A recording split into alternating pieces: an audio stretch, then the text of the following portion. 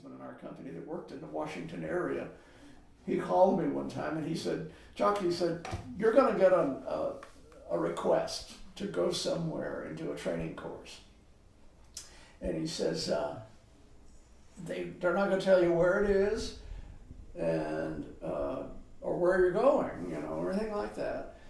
And said, just do it. I mean, don't question it. You can't tell anybody, and your bosses know that you can't tell them. And so you just do it, So I got this request to be in Washington on a certain evening in a certain building, in the lobby of a certain building. So I was there with all of my equipment and stuff to hold a training course. And it's after 5 o'clock. There was nobody in the building. And it was, have you ever heard of Sandia Corporation? It's an old company back from the atomic bomb days that worked for the government building things. So it was their building. So this guy walks down, he says, he introduced himself, he said, come on upstairs. So I went up there and there was another guy, they were waiting for me, and they gave me a ticket to Cyprus. You know where that is? In the Mediterranean? Mm-hmm. Oh yeah. Island of Cyprus.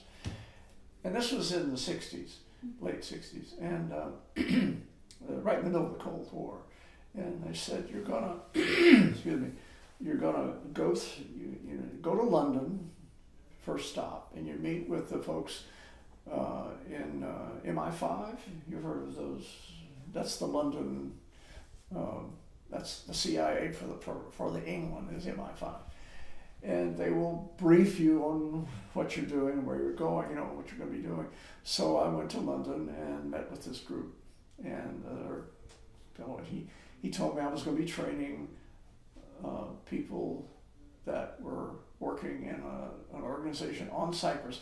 When the British left Cyprus and turned it over to the Cypriots back, a long time, they kept a couple of bases because that was a very strategic location for checking what was going on around that area.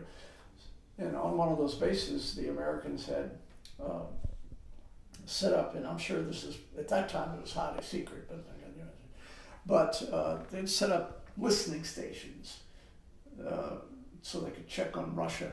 Mm-hmm. And some of our equipment, our recording equipment, we had these huge big tape recorders that would record all this data.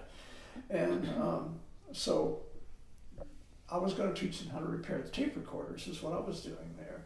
And turned out though they were spies and they were listening